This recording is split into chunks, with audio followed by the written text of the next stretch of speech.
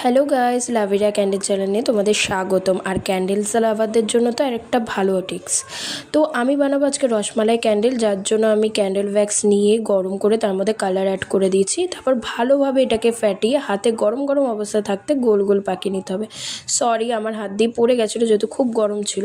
তো এটা তোমরা কাচের পাত্রেও করতে পারো, আমি করেছি মাটির পাত্রে, কারণ আমি কাচের পাত্র ভেঙে যাওয়ার রিস্কটা নিইনি, কারণ হিটে ওটা ফেটেও যেতে পারে। তারপর আমি ক্যান্ডেল ওয়্যাক্সটা যে গলিয়ে রেখেছিলাম ওটা ঢেলে নিয়ে তারপর আস্তে আস্তে করে ক্যান্ডেলের যে বল বানিয়েছিলাম ওটা দিয়ে দিলাম। তারপর উপর দিয়ে আরও একটু গলিয়ে ক্যান্ডেল দিয়ে দিলাম।